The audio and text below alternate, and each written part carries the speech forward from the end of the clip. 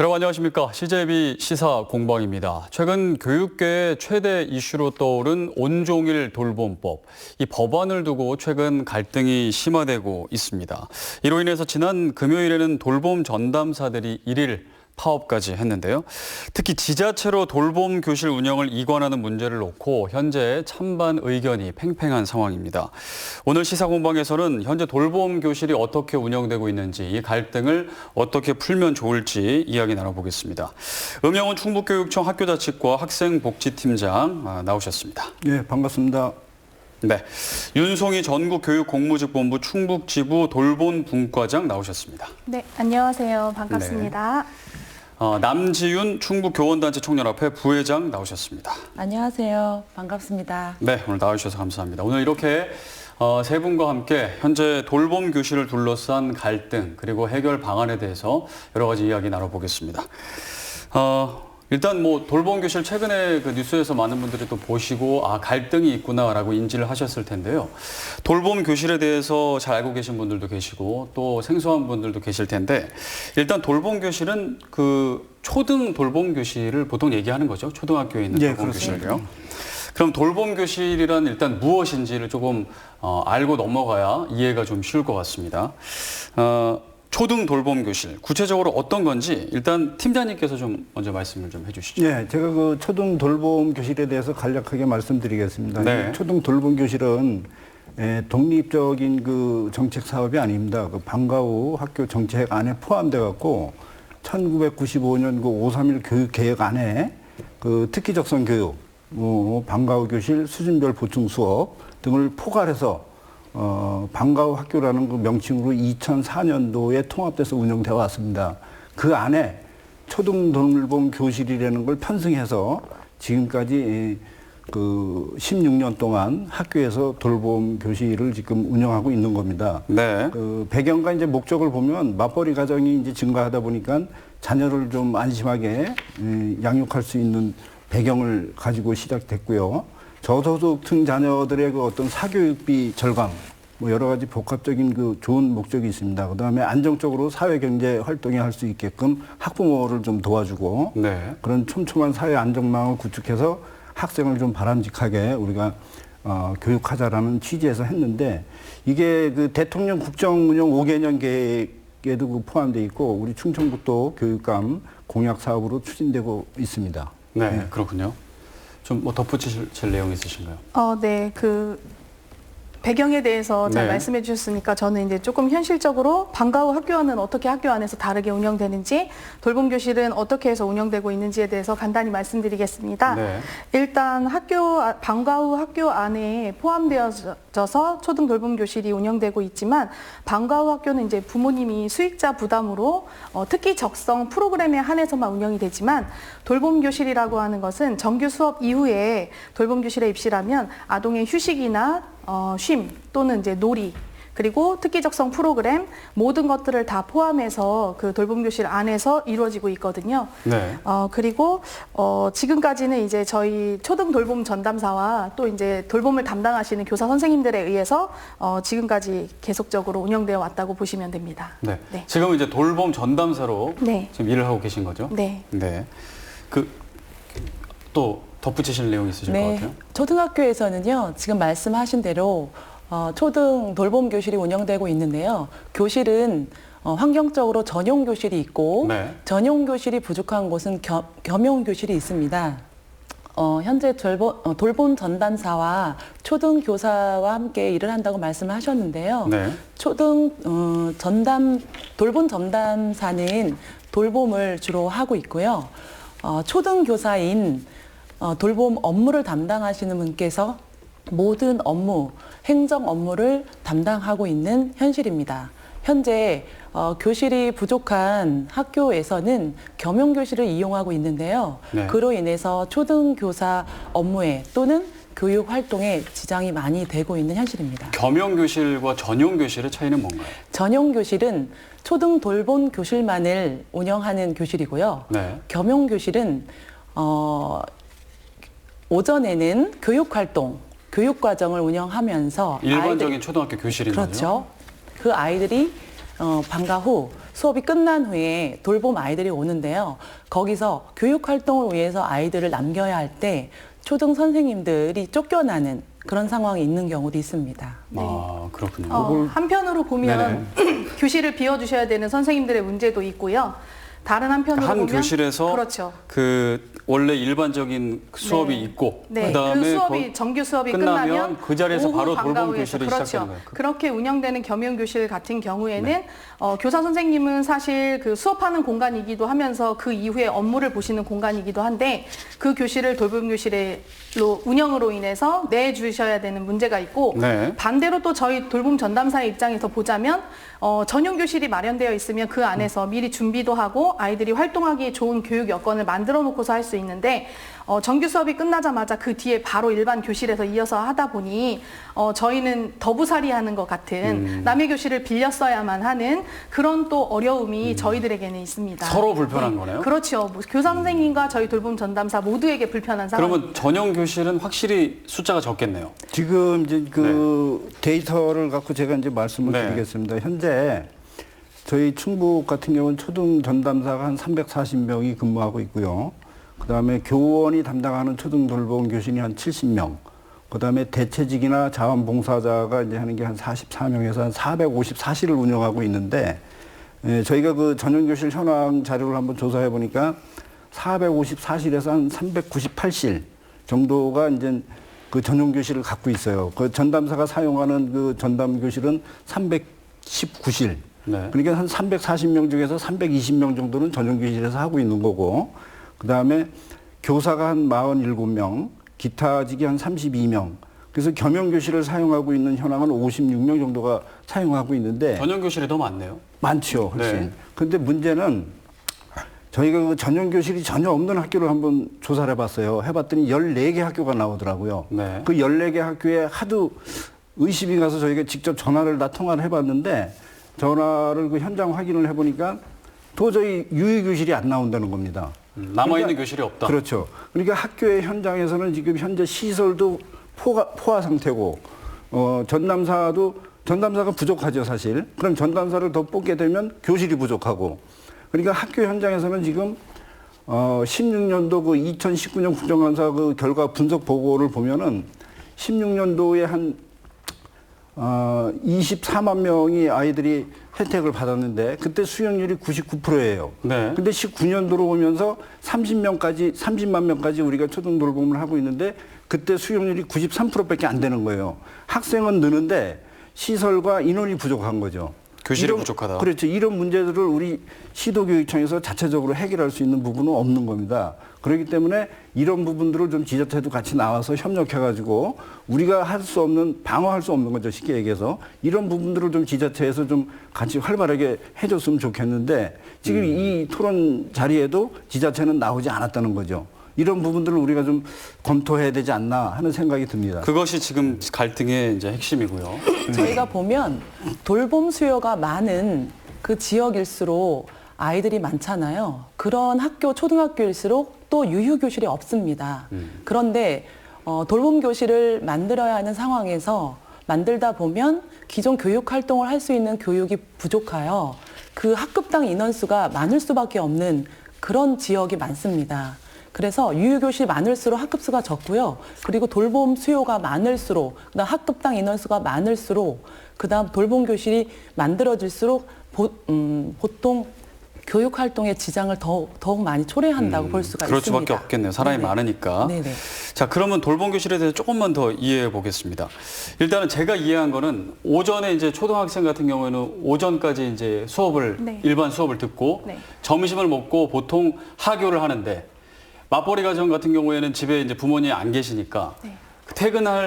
하는 6, 7시까지는 학교에서 이제 돌봐주는 것이 돌봄 교실로 저는 이해를 했습니다. 네. 그 돌봄 교실이 그러면 이제 점심을 먹고 1, 2시부터 한 6, 7시까지 보통 이제 돌봄 교실이 진행이 되는데 그럼 방과 후 학교는 그 시간을 언제 하는 건가요? 돌봄 교실이랑 동시에 진행이 되나요? 네, 돌봄 교실 같은 네. 경우는 저학년을 대상으로 저학년을 대상으로 운영됩니다. 1, 2, 3학년 정도. 1, 2학년이 주로 네. 위주로 이루어지고요. 정원이 아직 다 차지 않을 경우에는 3학년이나 4학년까지 또는 이제 시골 학교 같은 경우는 전학년이 다 들어오기도 하거든요. 그렇게 운영되는데 네. 보통 1, 2학년이 이제 하교를 하고 나면 급식까지 다 먹고 나면 보통 한 12시 20분, 30분을 전후로 해서 입시를 시작합니다. 네. 그때서부터 이제 들어와서 돌봄 활동을 시작하고요. 방과 후는 별도로 학교에서 별도로 따로 운영하는 거기 때문에 그 방과 후 학교 같은 경우는 이제 전학년을 대상으로 운영을 하는 것이고 초등 돌봄 교실은 저학년 위주 그리고 맞벌이 저소득층 한부모 가정을 한해서 신청 받아서 운영하는 거기 때문에 방과 후 학교는 별도로 같은 이제 하교한 후에 그 이후에 이루어지고요. 돌봄 교실은 돌봄 교실을 신청한 아동을 대상으로만 해서 별도로 이루어지는 거예요. 돌봄 교실 하는 아이가 방과 후 하다가 다시 돌봄 교실로 올 수도 있겠네요. 그렇게도 할 수 있습니다. 그렇군요. 네네. 이게 돌봄 교실 운영하는데 저희가 방과 후 프로그램을 1시간, 2시간짜리를 좀 넣고 있어요. 중간에 그래서, 있는 그렇죠. 그래서 돌봄 시간이라 하더라도 방과 후 1시간 정도를 더 받을 수 있는 그런 프로그램도 저희가 넣고 있고 저희 그 기준으로 보면 한 9월 30일 기준으로 보면 한 8,200명 정도 아이들이 돌봄 교실을 지금 네. 에서 그 수업을 받고 있는데 이 아이들이 1, 2학년들이 한 88%가 됩니다. 아무래도 네, 어린 실질적으로 학생들이 8,000명 중에서 한 7,000명 정도가 1, 2학년 아이들이 돌봄이 필요한 거고 3학년 이상만 돼도 이제 또래 집단끼리 뭐 어떤 형성돼서 친구 놀이라든지 이런 건 할 수 있는 나이가 되는데 1, 2학년 아이들한테는 좀 어려움이 있죠. 그런 부분들 1, 2학년들을 이제 기본 대상으로 저희가 하고 있고 저희도 같은 경우는 지금 그 시간대별로 저희가 조사를 그 받은 게 있는데요. 1시 30분부터 17시까지 저희가 받아놨는데 뭐 1시부터 2시 요 사이에는 별로 없고 보통 3시 반, 4시, 네. 4시 반 요 때가 많더라고요. 네. 그게 5시까지 이제 이렇게 하고 있는데 실질적으로 이제 돌봄의 그 기능과 목적을 본다 그러면 학부모가 경제 활동을 한다고 하면 6시나 돼야 퇴근하지 않겠습니까? 집에 오면 거의 7시. 그렇죠. 그러면 최소한 우리가 돌봄을 6시까지는 해야 되지 않겠느냐. 이제 이런 게 공감대가 형성돼 있어요. 있는데 지금 학교 현장에서는 대개 보면 이제 한 5시 정도까지 하는 걸로 제가 파악이 돼 있습니다. 알겠습니다. 그러면 일단 돌봄 교실에서는 보통 일반 수업하고 다른 어떤 뭐 수업이 진행이 되나요? 아니면 그냥 돌봐주기만 하는 건가요? 아, 네. 네. 돌봄 교실에서는 주로 놀이와 휴식을 우선적으로 제공을 하고요. 이제 정규 수업 과정 안에서 이제 학습을 다 하고 돌아와서 약간 가정에서처럼 편안하게 쉬고 간식도 먹고 또 친구들과 함께 놀이도 하고 또래 집단이나 뭐 언니 오빠들이나 1, 2학년, 3학년이 같이 섞여 있으니까요. 같이 이제 놀이도 하고 쉬기도 하고 그런 와중에 아까 팀장님이 말씀해 주신 것처럼 프로그램 수업도 별도로 이제 요일마다 계속적으로 다른 프로그램 음악 뭐 악기 연주한다든지 뭐 클레이 미술 활동이라든지 뭐 체육 활동이라든지와 같은 그런 프로그램 수업 같은 것들이 네. 주로 이루어집니다. 뭐 어린이집 비슷한 느낌이겠네요. 네, 좀 많이 돌봐주고 케어하는 그런 개념이 많이 크다고 보시면 그러면 돼요. 돌봄 전담사는 이제 그걸 전담해서 하는 거고. 네. 그러면 돌봄 교실에서는 그 교사, 그 초등학교 교사, 교원분들이 하는 역할이 어떤 건가요? 저희는 오전에 일단은 수업을 하고요. 하시고요. 그다음에 그 수업 돌봄에 관련된 모든 행정, 재정 업무를 모두 돌봄 관련 담당 교사가 하고 있습니다. 아, 총괄을 한다고 보는 총괄을 한다고 볼 수 있는데요. 그 업무에는 돌봄 운영 계획부터 시작해서 외부 강사, 아까 말씀하신 외부 강사가 들어왔을 때는 외부 강사 선발, 프로그램 같은 거 짜고. 그다음 아이들 간식, 업체 선정, 그다음 학부모 민원 해결, 이걸 관련된 학운위 심의, 그다음 학생 모집 공고, 신청서 수합, 대상자 선정, 월간 식비 지출, 월 강사비 지출, 예산 편성 및 운영 등 기타 업무를 모두 다 교사가 하고 있습니다. 현재 초등학교에서는 학교 폭력이나 방과 후 담당, 다음 돌봄 담당 교사는 3대 기피 업무입니다. 그래서 이 업무를 안 맡으려고 선생님들이 학년 말이 되면 이 돌봄 업무를 맡지 않으려고 온갖 힘을 쓰는 편이고요. 이 업무를 맡은 선생님들께서는 과연 내가 교사인가 아니면 행정직인가라는 자괴감에 빠진 분들이 많다고 합니다. 제가 이번에 이 토론에 나오면서 네. 돌봄 업무를 맡고 있는 선생님들과 이야기를 나누었는데요. 꼭 이 업무는 교사의 교육활동, 학교의 기능을 상실시키는 돌봄이라고 말을 모두 다 한 목소리를 내고 있습니다. 학교는 학교 교육의 기능을 가지고 와야 합니다. 돌봄은 보육, 복지의 의무이므로 지자체에서 하나로 네. 이관해서 해야 된다고 모두 다 한 목소리를 내고 있습니다. 알겠습니다. 아까 이제 돌봄 네, 선생님께서 1, 2학년, 초등 1, 2학년을 주로 한다고 했는데요. 돌봄이라고 하는 것은 연령 제한이 없다고 봅니다. 형제 자매가 있을 수도 있고요. 얼마 전 코로나19로 인해서 형제가 라면을 끓여 먹다가 사고가 있었잖아요. 만약 저학년 1학년인 동생과 고학년 형제가 있는데 부모가 맞벌이를 할 경우에는 함께 돌봄을 해야 합니다. 그러나 현실은 교실도 없고 그 여러 가지 환경 때문에 저학년 순위로 하는 거지 저학년만 하는 돌봄은 아닙니다. 따라서 돌봄이 필요한 모든 아이들에게 적절한 교육이 되고 돌봄이 될 수 있는 그런 환경이 마련되어야 한다고 생각합니다. 네, 알겠습니다. 일단은 저희가 돌봄 교실에 대해서 좀 이해하는 그런 시간이었고요. 또 각자의 이제 어려움들은 이제 차차 제가 이제 질문을 또 드리겠습니다. 네. 자세히 설명해 주시고요.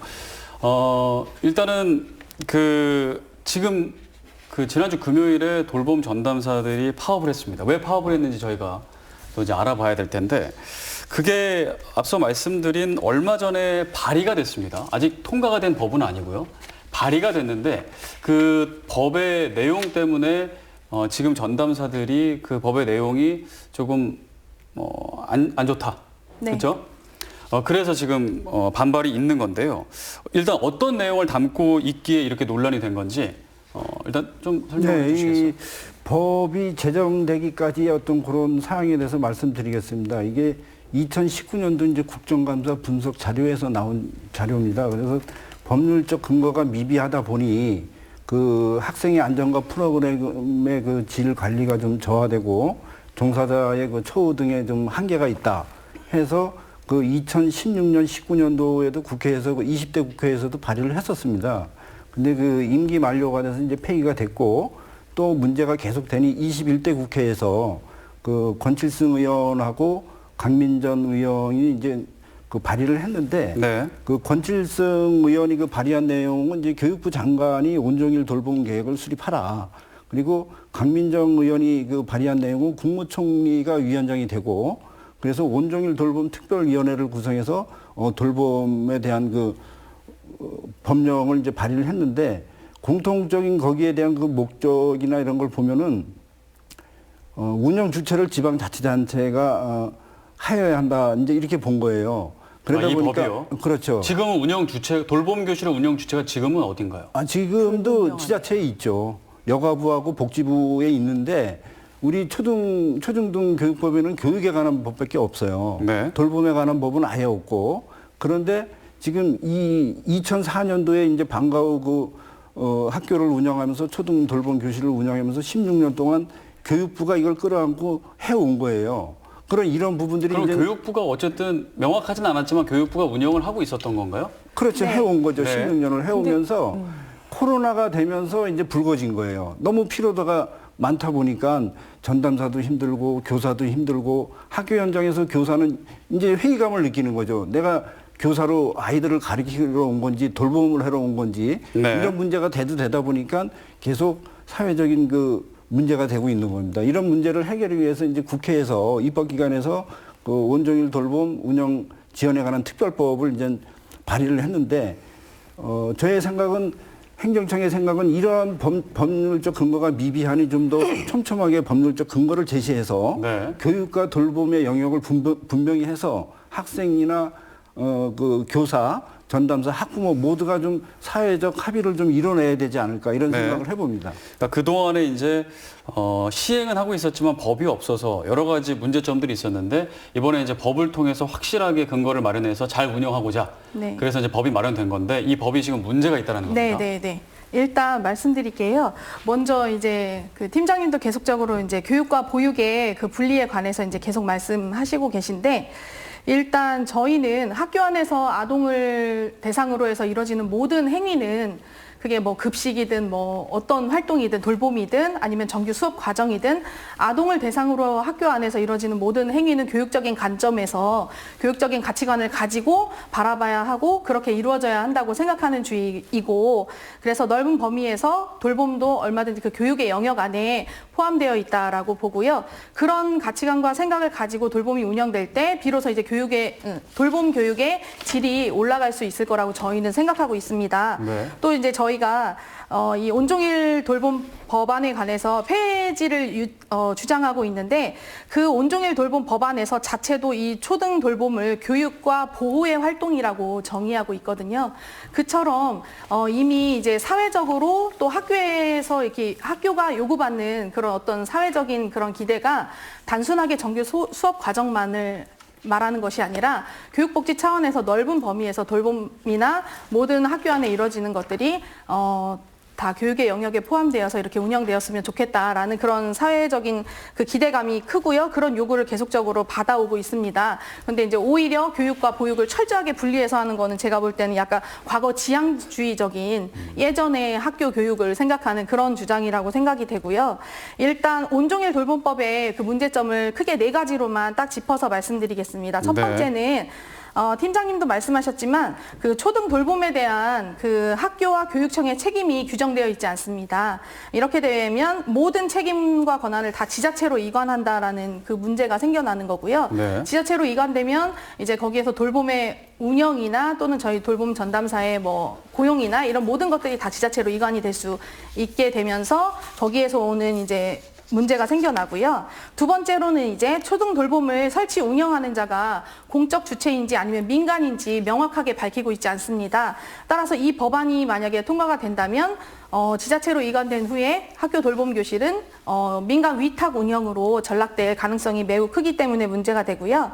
세 번째에는 학교 돌봄 현재는 중에서 공공에서 관리하고 있는 거죠? 그렇죠. 교육청과 교육부에서 법제화가 되어 있지 않기 때문에 돌봄은 아까 말씀하셨다시피 어떤 법적 근거가 없이 정책과 고시에 의해서 계속적으로 운영되어 온 거거든요. 네. 그러다 보니 이제 여러 가지 이제 문제들이 생겨나고 있는데, 여기 이제 세 번째로는 학교 그 돌봄에서 그 초등 돌봄 운영을 통해서 학교를 무상으로 대부하고 거기에서 수익 활동을 할 수 있게 하는 법안이 있습니다.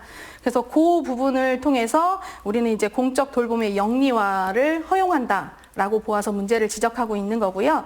마지막으로 네 번째는 그 권칠승 강민정 의원이 발의한 그 온종일 돌봄법에는 초등 돌봄 교실의 그 실질적인 운영 주체인 저희 돌봄 전담사나 관련 그 종사자들과 어떤 계획이나 운영에 있어서 하나도 참여하지 못하고 모두 다 배제시켜 놓는 그런 약간 비민주적인 그런 문제를 법안이 포함하고 있다라고 보고 문제를 제기하고 있습니다. 일단 가장 큰 건 공적 체계가 무너질 가능성이 크다라는 네. 거네요. 네네.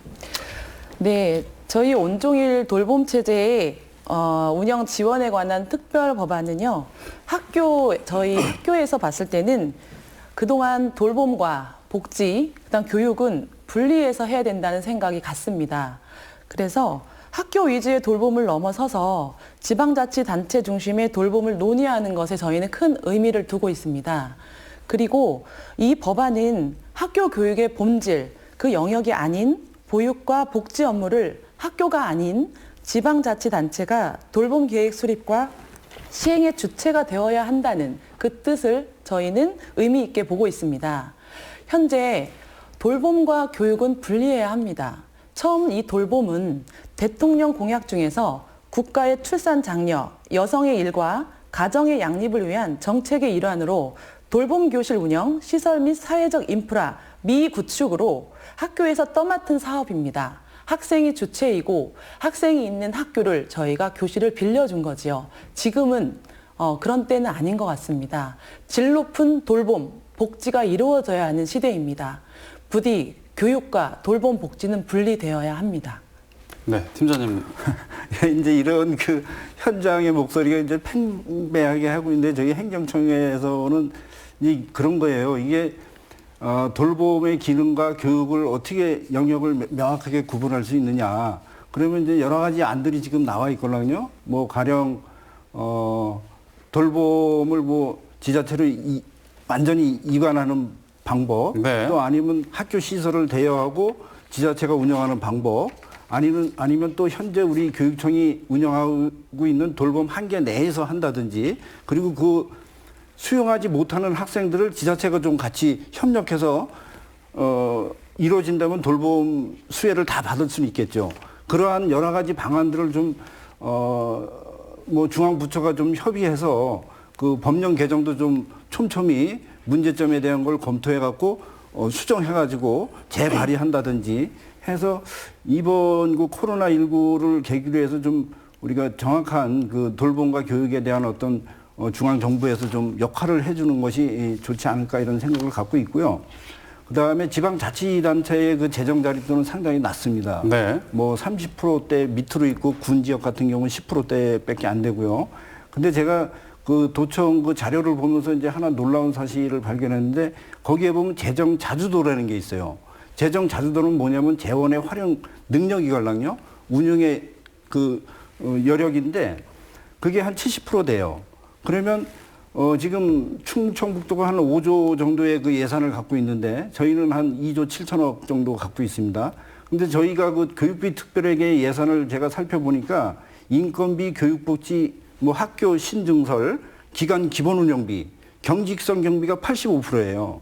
그럼 우리가 좀 사업을 하고 할 수 있는 건 15%밖에 안 되는 거예요. 그럼 재정 활용 능력은 15%밖에 안 되는 우리 교육청 예산을 갖고 있는 거고, 지방자치단체는 활용 능력이 70%나 되는 그런 그 충분한 여력이 있는데도 불구하고 네. 지금 운영이 안 되는 거죠. 이런 부분들을 좀 지자체가 같이 협력했으면 하는 게 저희 그 교육청의 어떤 바람입니다. 그렇군요. 예. 지금 어쨌든 말씀하시는 걸 들어보면 이번 법을 통해서 아직 법이 그 통과된 게 아니라 지금 우려를 하는 겁니다.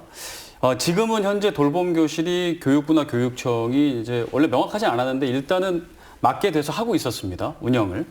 그런데 정확하게 이제 법적인 근거를 마련하고 지자체가 지자체로 이관되는 그런 이제 법의 내용이에요. 그것이 지금 가장 큰 문제인데, 그럼 이제 말씀해 주셨지만 좀 더 구체적으로 지자체로 돌봄 교실이 이관이 되면, 운영 주체가 지자체로 바뀌게 되면 좀 어떤 문제를 예상하시는 건가요? 돌봄 전담사들은? 네, 현재 그 공적 돌봄의 70%, 즉 학교 돌봄으로 이루어지는 돌봄이 70% 정도 되고요. 나머지 지자체가 지금 현재 돌봄을 아예 안 하고 있는 것은 아니거든요. 아, 그래요? 네, 공적 돌봄 전체 중에서 70% 정도를 학교 돌봄에서 담당하고 있는 거고요. 지자체도 뭐 지역 아동센터라든지 뭐 청소년 아카데미라든지 뭐 여러 가지 시설을 통해서 30% 정도 그 지자체 돌봄을 운영하고 있습니다. 그런데 이제 문제는 지자체 같은 경우 아까 말씀하셨다시피 재정 자립도가 굉장히 낮고 지역별로 그 재정이나 재정 구조나 뭐 이런 것들이 굉장히 그 열악하고 낮은 상태이기 때문에 네. 지금 70%의 공적 돌봄인 학교 돌봄까지 만약에 지자체로 모두 다 이관을 시켜서 돌봄에 관련된 100% 모두를 다 지자체에서 책임져라라고 한다면 그거는 굉장히 어려운 상황이 될 것으로 보여지고요. 왜냐하면 이제 이 지자체에서 하고 있는 돌봄 자체에 국공립 어린이집 같은 경우는 지금 98%가 민간 위탁으로 운영이 되고 있고요. 또 지역 아동센터 같은 경우 지자체 돌봄의 가장 대표적인 예인데요. 지역 그 아동센터 같은 경우도 98%가 거의 민간 위탁으로 운영이 됩니다. 네. 즉 지자체에서 직영으로 운영을 하고 있는 곳이 거의 없다는 이야기죠. 이게 이제 예산이 재정이 얼마만큼 부족한지 열악한지 지원을 해줄 수 없는지 이런 것들을 저희가 너무나 여실히 잘 알 수 있는 그 반증이기 때문에 저희는 지자체로 이관이 되었을 경우에는 학교 돌봄도 공적 돌봄으로서의 역할을 해내지 못하고 민간 위탁 운영으로 이루어질 가능성이 굉장히 높다라고 보는 거죠. 그렇게 되면 이제 저희 이제 돌봄 전담사 같은 경우에는 고용이나 처우의 이제 하락 이런 거가 문제가 되는 거고, 고용이 불안될 수 있다. 그렇죠. 고용 불안과 뭐 이제 저희의 처우의 하락 이런 것들이 이루어질 수 있고 아동이나 이제 학부모 입장에서 보면 민간 위탁으로 운영되었을 때 올 수 있는 여러 가지 이제 문제들이 있겠죠. 쉽게 이제 소위 지금은 이제 학교 안에서 네. 운영이 되고 있기 때문에 학교 안에서 한 아동을 이제 돌볼 때 교사 선생님들이나 학교 뭐 여러 시설이나 이런 것들이 다 이용이 가능하고 제한 없이 이용이 가능하고 선생님, 보건 선생님이나 뭐 담당 선생님이나 교사 담임 선생님이나 모두 다 연계가 이제 자유롭게 잘 이루어지고 있는 상태로 한 아이를 이제 돌볼 수 있게 되는 거죠. 현재는 그렇죠. 현재는 그렇게 운영이 되고 있는데 저희는 이제 운영은 학교에서 하되 그 관리나 모든 것들을 지자체에서 할 때 학교와의 연계가 어느 정도 이루어질 것이냐 거기에서 이제 저희들은 이제 조금 걱정을 하고 있는 거고요.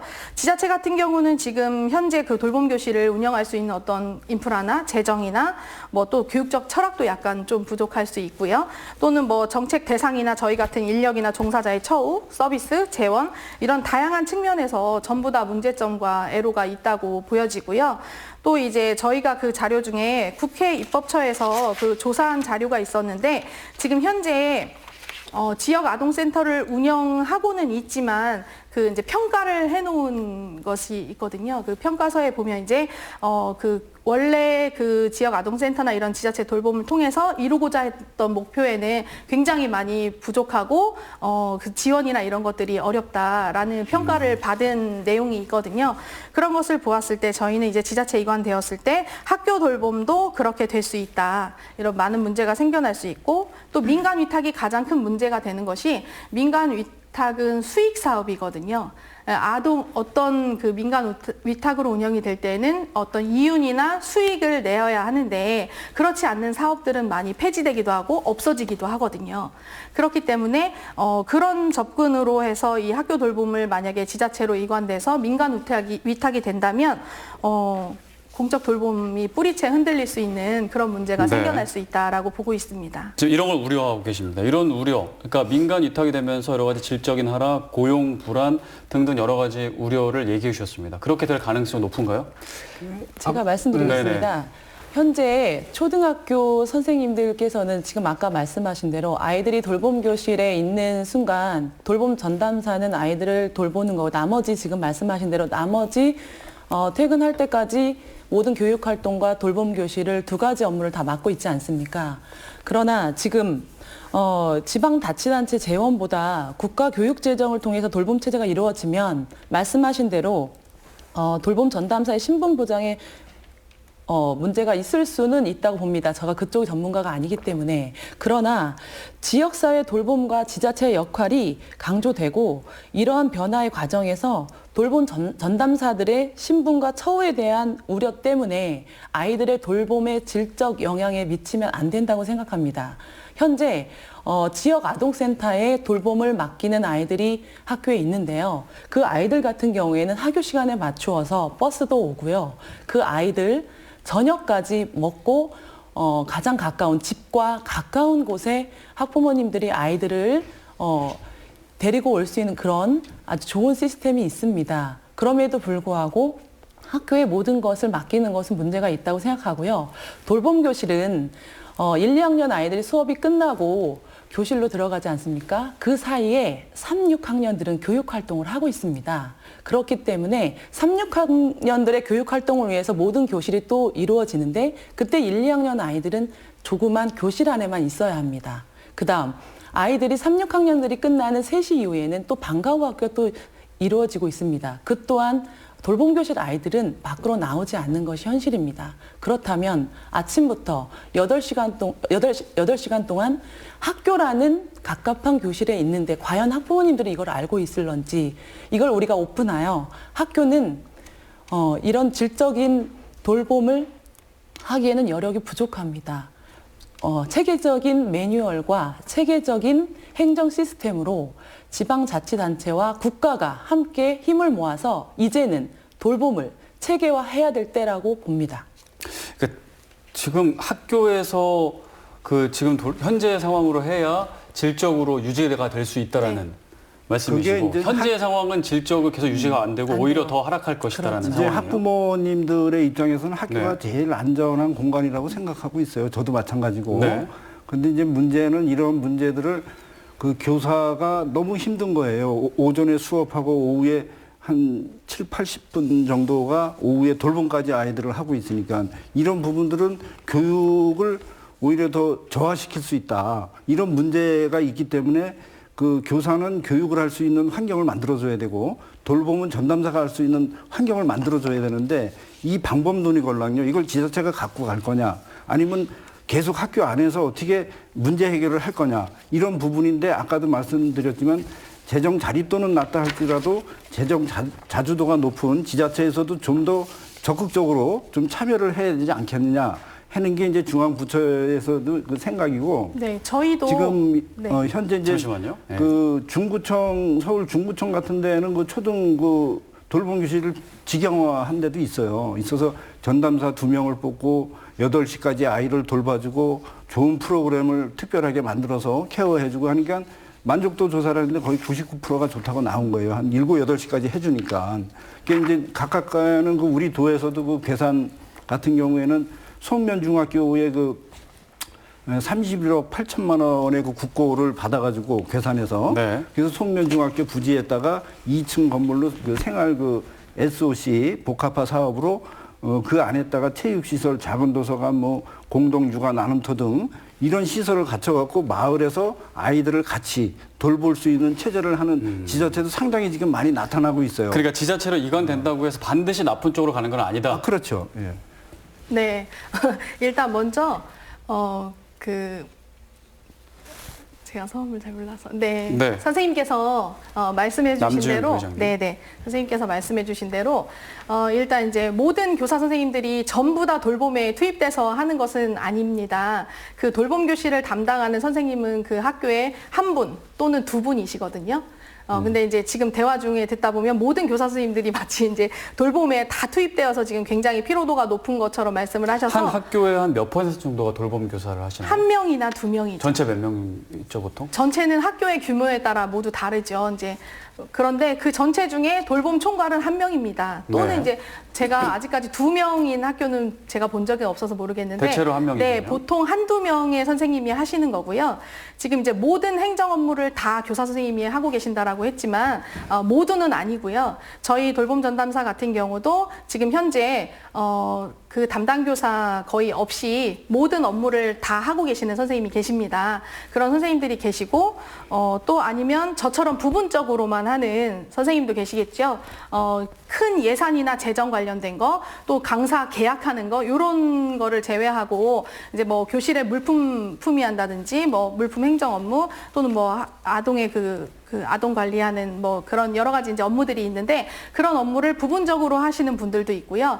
또는 이제 조금씩 하시는 분도 있지 아예 행정 업무를 하나도 안 하시는 돌봄 전담사 선생님은 안 계시는 걸로 제가 알고 있습니다. 그런데 이제 대부분은 어느 정도 학교에서는 어떤 업무를 할 때 다 그 보고 체계라는 것이 있거든요. 그것 때문에 총괄을 하는 선생님이 어느 학교에나 있습니다. 네. 그런데 이제 그 선생님 같은 경우 다른 업무보다 이 돌봄이 이제 민원도 조금 많이 발생하는 편이고 다른 업무에 비해서 그리고 네. 해야 하거나 이제 그때그때 공문으로 내려와서 처리해야 되는 업무가 많은 것이 사실입니다. 그래서 아까도 말씀드렸다시피 선생님들께서 많이 기피하시는 업무 중에 하나이기도 해요. 그런데 이제 그 업무를 그러니까 저희가 지자체로 이관이 된다고 해서 저는 그걸 여쭤보고 싶어요. 지자체로 이관이 된다고 해서 돌봄의 질이 높아질 것이라고 이제 말씀을 하시는데 어떤 근거로 어떤 방법으로 돌봄의 질을 지금 학교에서 운영하는 것보다 더 높일 수 있는지 저희는 사실 학교 안에서 지금 이렇게나마 운영되고 있는 이것이 굉장히 중요하다고 생각을 하고 있거든요. 학교 안에 있기 때문에 부모님께서 굉장히 안전하다고 믿고 맡기실 수 있는 거고 교육청이나 뭐 교육부나 비록 뭐 고시이고 정책 사항이기는 하지만 네. 교육적인 관점에서 아이들을 그 돌봄을 제공하기 위해서 노력하고 함께 교육적 철학을 가지고 돌봄을 접근하기 때문에 아이들에게 정말 학교 안에 있을 때 뭔가 더 교육적이고 돌봄의 질을 더 향상시킬 수 있다라고 보여지고요. 말씀하신 대로 학교 안에서 모든 것들을 다 하는 것이 아니라 지자체와 연계해서 지자체 돌봄은 지자체에서 집중적으로 하면서 학교와 연계해서 사각지대를 없애는 부분에 대해서는 저희들도 너무나 적극적으로 환영하고 원하는 바이기도 합니다. 그런데 학교 돌봄 전체를 이제 지자체로 이관하는 문제에 관해서 저희가 이제 이의를 제기하는 거고요. 또 이제 아까 전에 중구청에서 운영하는 사례 말씀하셨잖아요. 네, 서울 중구청은 그 서울특별시 안에서 인구가 가장 적고 그 안에 포함되어 있는 학교가 단 9개 교밖에 없습니다. 굉장히 소규모인데 그 서울에 있는 3개의 구를 합친 재정만큼이 그 중구 하나에 편성이 되어 있다고 해요. 예산이 굉장히 많지요. 그리고 거기는 재정 자립도가 거의 80%에 가깝습니다. 그래서 인원은 적고 아동도 적고 학교 수도 적다 보니 그 돌봄에 투자할 만한 재정이나 예산이 굉장히 많은 편입니다. 그래서 지금 중구청의 9개의 학교 중에 원래 5개가 운영이 되고 지자체에서 맡아서 5개를 운영하고 있었는데 이번에 10월 말에 뉴스로 나왔거든요. 3개의 학교가 더 추가되어서 총 8개의 학교가 중구청에서 직영으로 운영을 합니다. 위탁이 아니고요. 그러다 보니 거기에는 이제 예산이 굉장히 많이 지원이 되고요. 한 학교당 거의 10억 가까이 예산이 지원되는 걸로 알고 있습니다. 그런데 이제 저희 충북 같은 경우는 지금 아까 말씀하신 450여 개의 교실을 운영하는데 제가 알기로 한 200억 가량 예산이 소요되는 걸로 알고 있습니다. 450개를 운영하는데 200억의 예산을 줄 수 있는 곳과 또 5개만 운영할 때 50억을 줄 수 있는 학교와의 돌봄의 질의 차이는 클 수밖에 없고요. 또 이제 중구청에 있는 그 학교 돌봄 교실을 예로 많이 말씀하세요. 지자체에서 운영하는 네. 정말 보기 좋은 예에 해당하는 거 맞습니다. 네, 그런데 알겠습니다. 네. 그런 돌봄 교실을 지금 학교에서 운영하는 모든 각 지역에 똑같이 운영할 수 있느냐? 알겠습니다. 그건 아니라는 거죠. 거기만의 네. 특수한 상황이다. 그렇죠. 네. 교육 활동과 돌봄 활동은 다릅니다. 분명히 다르고요. 교사가 아까 말씀하실 때 그 교사가 한 선생님이 업무를 담당하고 나머지 질 좋은 돌봄이 될 것이다라고 했는데요. 아닙니다. 학교에서 돌봤을 때 질 좋은 돌봄이 더 될 것이다라고 말씀하셨는데요. 거기에 차이가 있는 것 같아요. 네네. 현 상태를 유지해야 그리고 현 상태를 가지고 상태에서 가지면서 개선을 네, 해야 개선을 해야 저희는 괜찮아질 좋아질 것이다. 거라고. 아니면 현 상태를 다 바꿔야 된다라는 말씀이시죠. 초등학교 선생님들의 생각은 네네. 저희는 교육과정 내에 교육활동에 전념하고 다음 날의 수업을 위해서 연구활동을 해야 되는 선생님들입니다.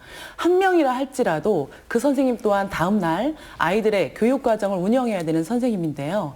그 선생님이 한 명이든 두 명이든 간에 그 선생님은 이미 다음 날의 교육활동을 할 수 없는 상태가 돼버렸습니다. 또한 저희가 돌봄 교실을 운영하면서 아까도 말씀드렸지만 아이들이 질 좋은 교육이 안 된다는 판단 하에 방과 후 교육 활동을 중간에 넣고 있습니다. 그 이유도 이 또한 반증할 수 있는데요. 네. 그렇게 되면 예산이 이중으로 쓰고 있다는 겁니다. 그 아이들에게 다른 활동을 하기 위해서 미술, 음악, 다른 활동을 하기 위해서 방과 후 활동을 돌보며 다시 하고 있거든요. 이 또한 이중 예산을 쓰고 있다고 볼 수 있습니다. 그리고 지자체에서 하고 있는 여러 가지 저희가 방과 후 활동 또는 돌봄 활동에 대해서 저희가 질 좋은 곳을 많이 알고 있습니다. 선생님 또한 그거를 학교에서 접목하고 있는데요. 돌봄 전담사 같은 경우에 우리가 코로나19 상황에서도 긴급 돌봄을 운영할 때 그 아이들 긴급 돌봄에 신청한 아이들이 돌봄 아이들이 아니라고 해서 배제한 경우도 있었거든요. 이런 걸 볼 때마다 우리가 과연 그 나머지는 선생님들의 몫이었습니다. 그랬을 때 과연 이 돌봄이 학교에 과연 있어야 하는가라는 고민을 많이 하게 되었습니다. 네.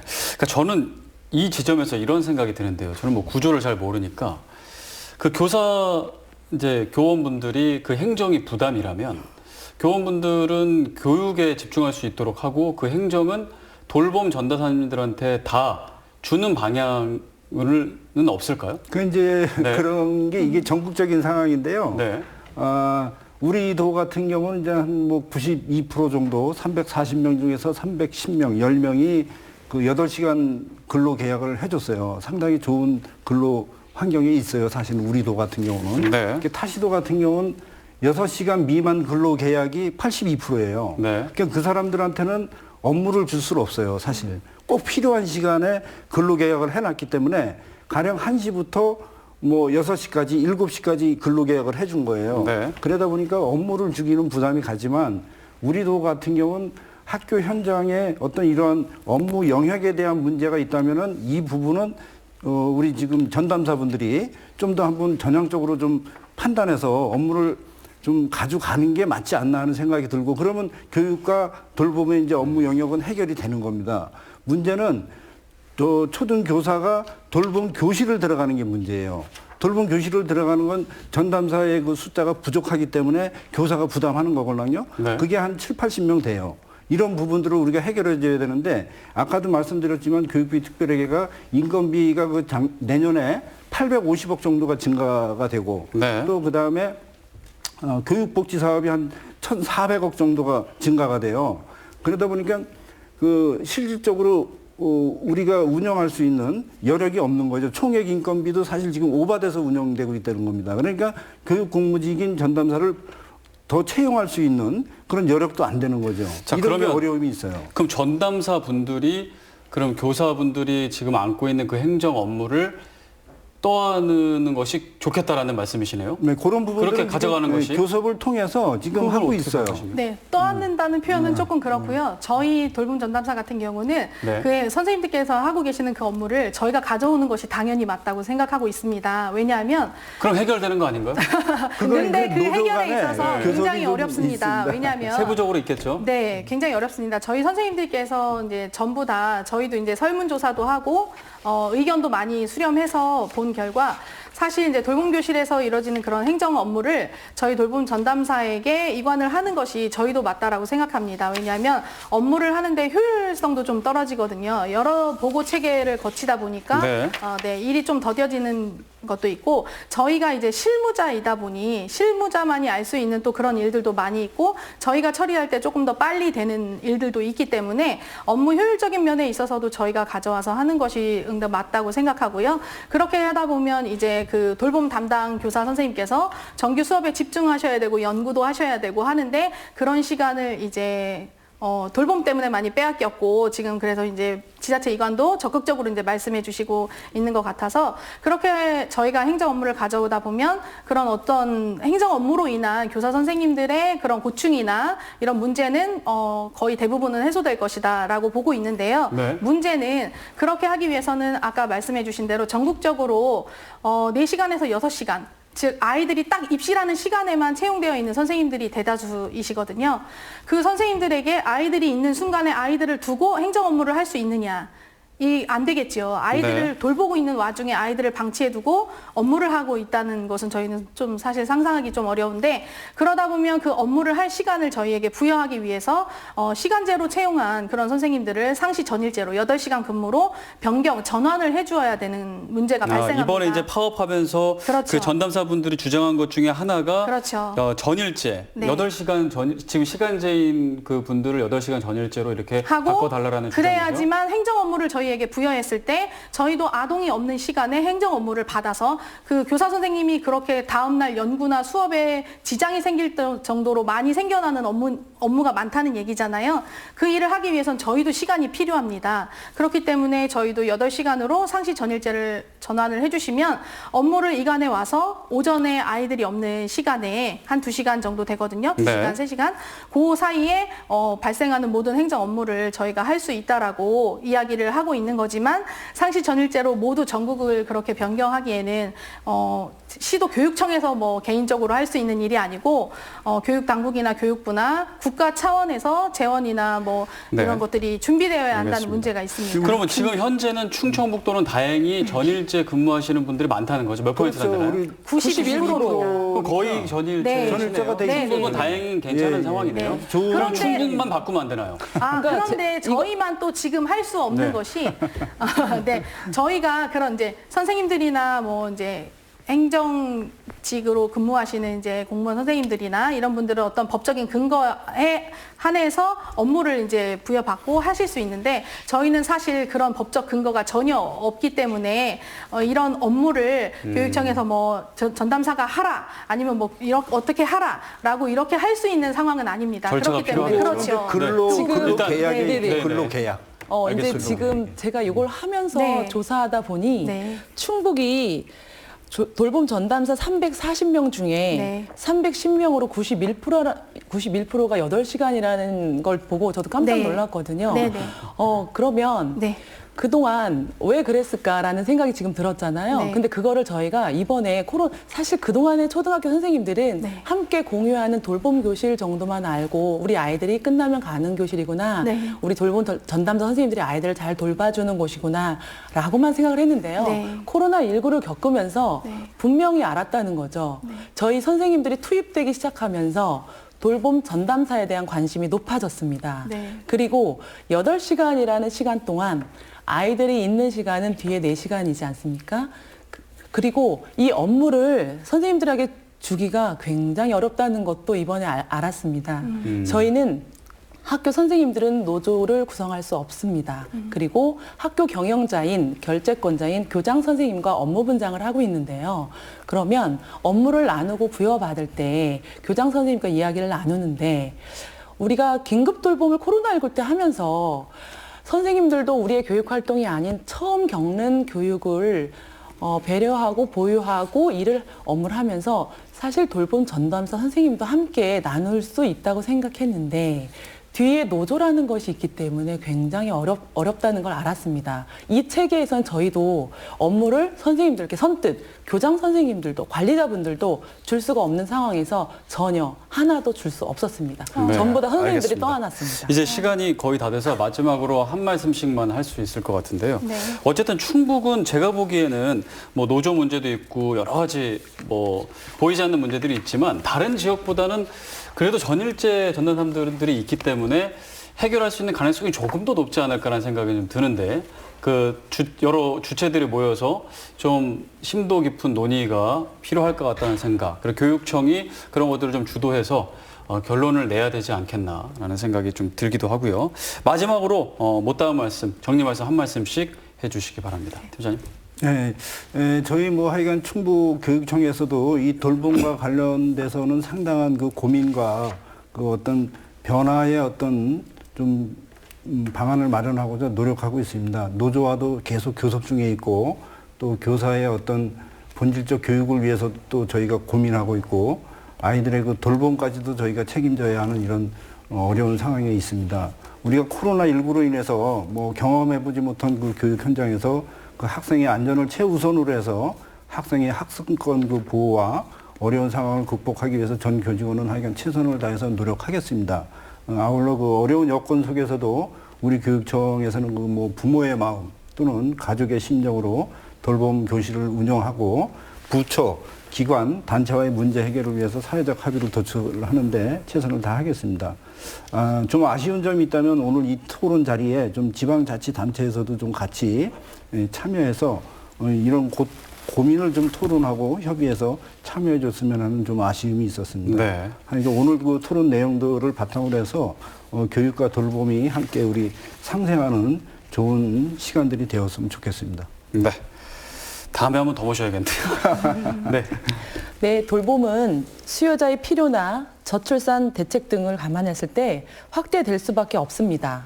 적당히, 간신히, 근근히 구색만 갖출 요량이 아니라면 학교의 부담을 지우는 방식은 한계가 있습니다. 이미 학교는 돌봄교실 확대로 인해서 시설, 운영, 인력, 학생 안전관리 면에서 심각한 고충을 겪고 있습니다. 학교가 안전하다는 오래된 생각으로 아이들을 아침부터 저녁까지 학교에서 해결하는 것이 진정 아이들을 위한 행복한 교육인지 행복한 돌봄인지 반문하고 싶습니다. 이런 돌봄은 학교에서 아이들을 수용하는 반정서적인 돌봄입니다. 돌봄 전담사의 신분과 처우를 보장한다면 나아가 보육, 복지의 관점에서 주무 관청을 재설정하고 지자체가 지역사회에 맞는 분명한 비전 설정, 성과 전략, 목표, 지표, 환류 등을 통해서 제대로 된 성과를 관리해 나갈 때 비로소 돌봄의 질이 향상될 것이라고 생각합니다. 네. 분과장님. 네. 저는 세 가지 추진 방향을 제시하고 발언을 마무리하겠습니다. 일단 첫 번째는 초등 돌봄을 국가가 책임지는 공적 돌봄이라는 원칙을 확고히 지켜주셔야 한다고 생각합니다.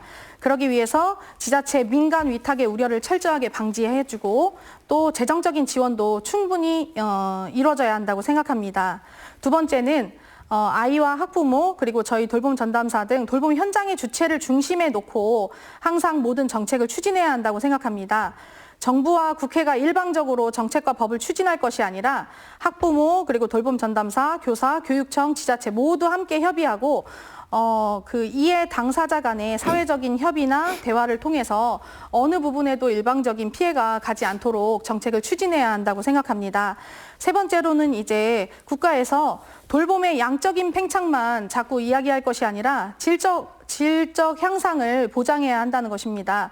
그러기 위해서는 지금 굉장히 부족한 겸용교실을 해소하고 전용교실로 모두 전환해주고 또 아까 전에 말씀하셨던 행정 업무로 인한 교사 선생님들의 그 고충을 없애고 저희 돌봄 전담사에게 행정 업무를 이관하기 위한 끝없는 그 논의 시도교육청과 교육부 그리고 저희와의 그 논의가 필요할 것이라고 생각을 하고요. 그리고 마지막으로 그 지자체 이관이라고 하는 것은 저희가 볼 때는 민간 위탁으로 바로 이어지는 것이다라고 보고 있거든요. 그런데 서울에 몇몇 그 중구청에서 운영하는 한두 학교에 그 사례를 들어서 마치 모든 지자체로 나가면 모든 학교가 그렇게 잘 운영될 것이라고 호도하는 것은 좀 문제가 있다고 보여집니다. 그거는 지극히 그 지역에 국한되어 있는 부분이기 때문에 그러한 어떤 지금 현재 돌봄의 현실이나 이런 것들을 바르게 알 수 있도록 많이 알려질 수 있는 기회가 있었으면 좋겠고요. 네, 알겠습니다. 이렇게 교육청과 또 선생님과 저희들이 이렇게 논의하고 이야기할 수 있는 자리가 또 마련되었으면 좋겠습니다. 네. 감사합니다. 오늘 하고 싶은 말씀 많으신데 저희가 시간이 다음에 한 번 더 모셔야 될 것 같습니다.